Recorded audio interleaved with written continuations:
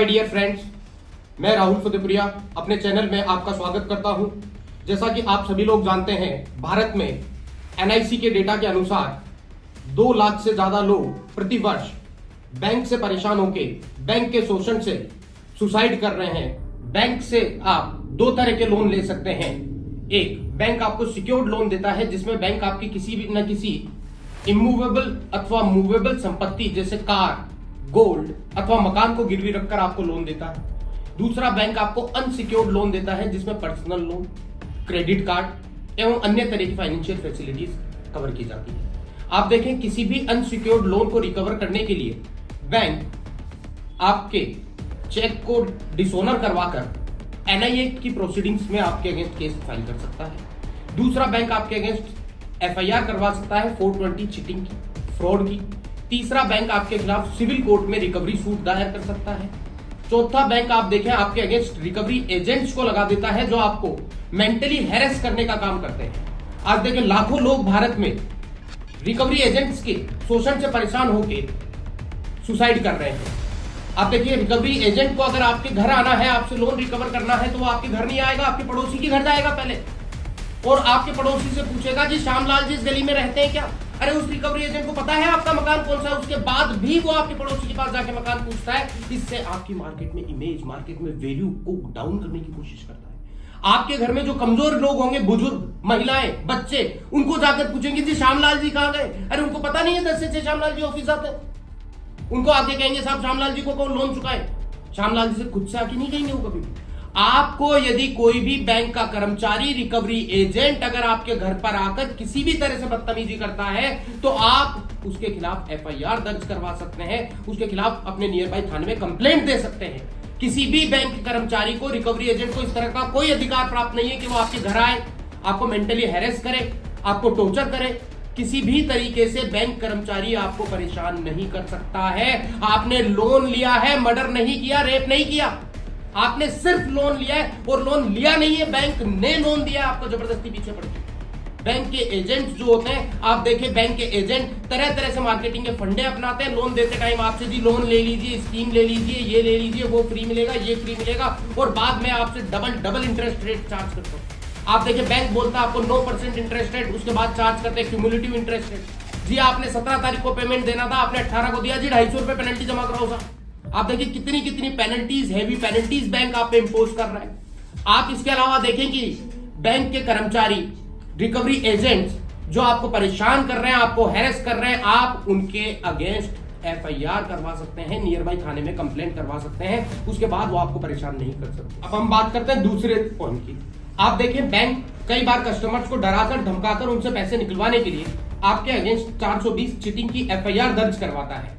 जबकि अगर आपके अगेंस्ट कोई भी बैंक कर्मचारी या बैंक किसी भी तरह से फ्रॉड, चीटिंग की एफआईआर दर्ज करवा देता है तो आप पुलिसकर्मी से घबराएं नहीं, कोई भी पुलिस आपको गिरफ्तार नहीं कर सकती है। ये एक सिविल मुकदमा है। आप पुलिस के पास जाएं, लिखित में ये जवाब दे पुलिस को, पुलिस के आला अधिकारी को ये जवाब दे लिखित में कि आप जो एफआईआर आपने दर्ज करी है वो कोई एफआईआर बनती ही नहीं है, क्योंकि जुर्म हुआ ही नहीं। आपने ना तो कोई चोरी की है, ना आपने कोई रेप किया है, ना ही आपने कोई मर्डर किया है।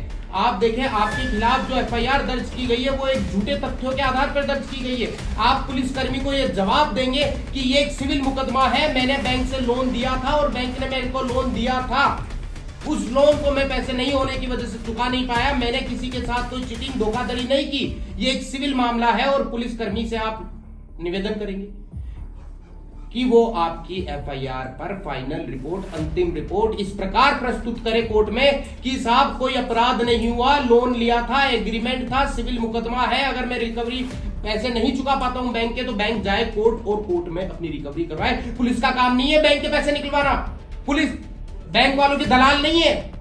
पुलिस को राजस्थान सरकार सैलरी देती है, वो सैलरी जनता की सुरक्षा के लिए देती है। पुलिस को सरकार जो तनख्वाह दे रही है वो बैंकों की रिकवरी करवाने के लिए नहीं दे रही है। कभी भी पुलिस कर्मचारी का ये अधिकार नहीं है कि वो आपको डराए, धमकाए और आपसे पैसे वसूल करे बैंक के। आप देखें, किसी भी पुलिसकर्मी के पास आप जाएं और उससे निवेदन करें कि साहब ये जो सिविल मुकदमा है आप इसमें एफआईआर प्रस्तुत करें। तीसरा, बैंक आपके खिलाफ जो आपने लोन लेते समय सिक्योरिटी पे चेक हस्ताक्षर करके दिया था, खाली ब्लैंक चेक आप देते हैं उस टाइम पे, उसको बैंक कर्मी अपने हाथों से भर के और आपके खिलाफ अनादरित करवाकर और चेक डिसऑनर का केस लगाकर आपको डराते हैं, धमकाते हैं कि जी आप पैसे दे दो नहीं तो पुलिस उठा लेगी। तो मैं आपको क्लियर कर दूं कि किसी भी कंडीशन में चेक डिसऑनर के केस में पुलिस गिरफ्तार नहीं कर सकती अगर आप कोर्ट में टाइम टू टाइम प्रेजेंट होते हैं तो, या आपका एडवोकेट अगर टाइम टू टाइम कोर्ट में प्रेजेंट है तो किसी भी कंडीशन में चेक डिसऑनर के केस में गिरफ्तारी नहीं होगी। दूसरा, अगर आपने वो चेक खुद के हाथों से भरकर नहीं दिया है तो ये चेक अनादरित जो करवाया है बैंक ने वो अपने मनमाने तरीके से करवाया है। इस केस को आप एक अच्छा लॉयर हायर करके जीत सकते हैं और 4 से 5 साल अमूमन चेक डिसऑनर का केस चलता ही चलता है, इसलिए इससे भी आपको इतनी घबराने की जरूरत नहीं है। चौथा प्रोसीजर बैंक आपके खिलाफ अपना सकता है, बैंक आपके खिलाफ रिकवरी सूट फाइल करेगा, सिविल केस। सिविल केस की बात मैं आपको बता दूं मेरे दोस्तों, फाइल करते हैं दादाजी, केस का डिसीजन लेता है पोता। तो सिविल कोर्ट के सिविल केस से रिकवरी सूट से आपको घबराने की जरूरत नहीं है। आपने बैंक से अनसिक्योर्ड लोन लिया है, अनसिक्योर्ड का मतलब ही यही है कि बैंक का पैसा समुद्र में डूबा हुआ है। आपकी इच्छा हो तो आप दे, और यदि आपको भविष्य में कोई लोन नहीं लेना है, आपको सिविल से कोई फर्क नहीं पड़ता है, तो आपको ये लोन चुकाने की कोई आवश्यकता नहीं है, बैंक से घबराने की कोई जरूरत नहीं है। तो दोस्तों, हमने इस वीडियो में आज बात की कि यदि आपने बैंक से किसी भी तरह का कोई unsecured loan, credit card, personal loan, application loan लिया है तो आप कैसे बच सकते हैं।